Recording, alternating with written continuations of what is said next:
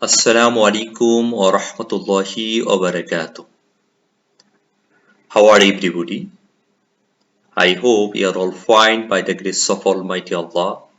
I'm also fine, Alhamdulillah. Today, I'm going to take an online class for the student of class 10, Subject Islam and Moral Education, Chapter 3, Lesson 6, topic Employer-Employee Relationship. I'm Imd Abdus Salam, Senior Teacher, School and College Babna.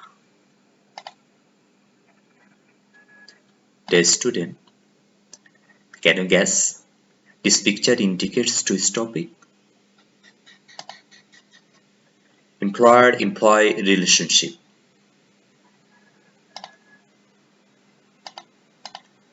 Our today's topic, employer-employee relationship. Now, learning outcome. After this lesson, a student will be able to learn the relation between employer in Islam. Will be able to know about the rights of worker in Islam. Will be able to practice the rights of employer and employee in their lives. Now the employer-employee relationship. Food, dress, shelter, education, healthcare, etc. are the basic rights of man. And man has been working every day to secure this. Man is a social being. No man on earth can do all his work alone. In this age of industrialization, every individual has got to look up to others to maintain himself. One individual works under another at all levels of society. So, one becomes an employer and the other is employee.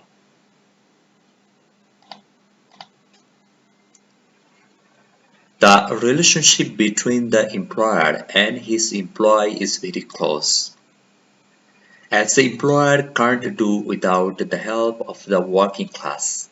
So, also the working class are dependent on the salary and allowance of the employer for their daily life sustenance. It is not a condemnable matter to work for others for a fixed remunerations.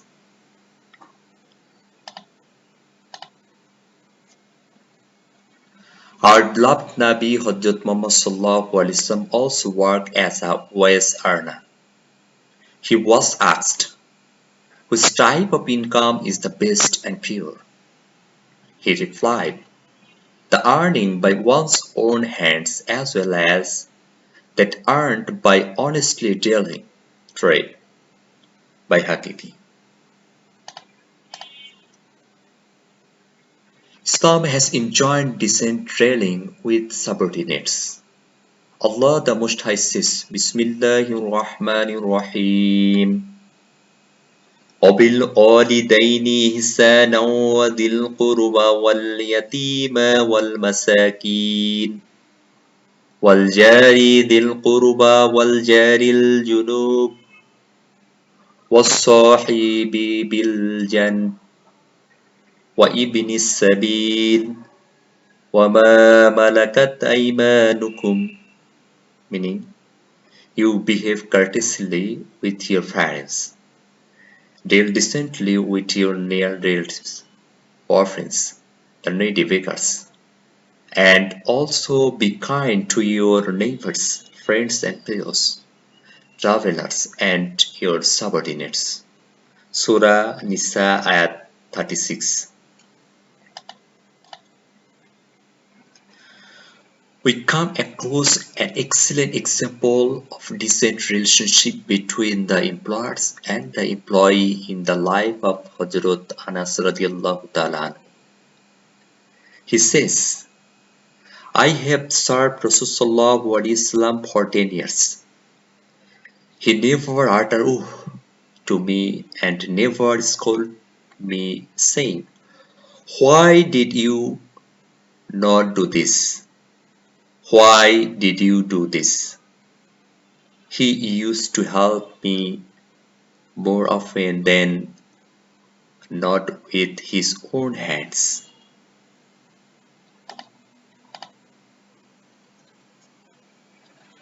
Hazrat Umar radiallahu ta'ala anhu was the Amirul Mu'minin, commander of the faithful. He set an example of equality and human dignity while riding the camel at times and dressing it at another during his visit to Jerusalem. He shared the benefits of riding and the labor of dressing the camel equally with his servant by chance. Such an example of excellent relationship between the employer and the servant is unprecedented in history.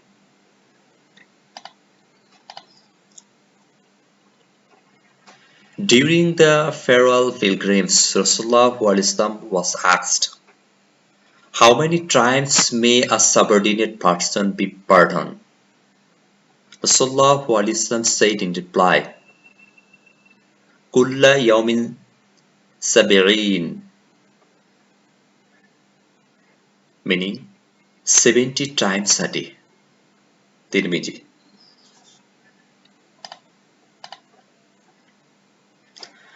The master should impose workload proportionate to the strength and capacity of the worker. Rasulullah said, وَلَا يُكَلِّفُ مِنَ الْعَمَلِ إِلَّا مَا يُطِيقُ, meaning he, workers, must not be burdened with work beyond his strength and capacity. Muslim.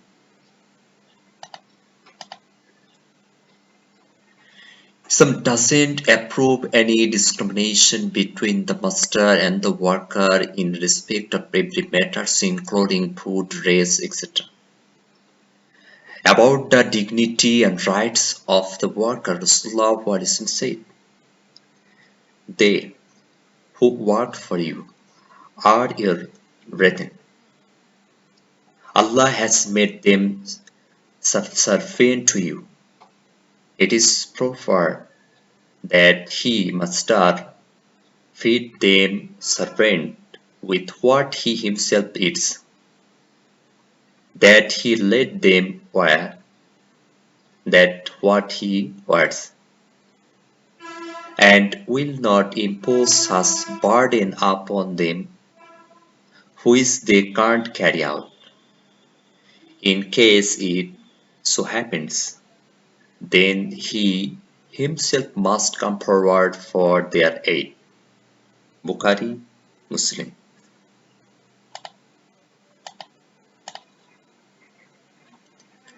The Islamic regulation in respect of quick payment of wages is quite clear. Hazrat Muhammad said,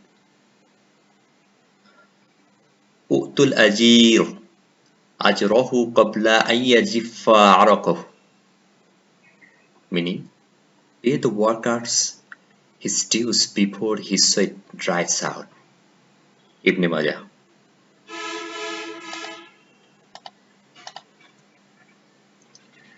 It is not right to delay the payment unduly. Rasulullah saw to it that a worker gets his just wage when he says, don't employ him without fixing his pay. Similarly, worker has been inspired by Islam to discharge his responsibility to his master with fairness. Hazrat Muhammad said, when a slave worker performs his duties for his master nicely and worship Allah properly, he gets double remunerations. Bukhari and Muslim. If the employer and the worker can work out their relationship in the way endorsed by Islam. The worker will get his due and the owner will get just service. There should never be bad blood between the master and the servant. Stability will prevail in the mills and factories. Therefore, we should follow the ideal labor policy offered by Islam. Now the homework. Pay the workers his dues before his sweat drives out. Explain the hadith.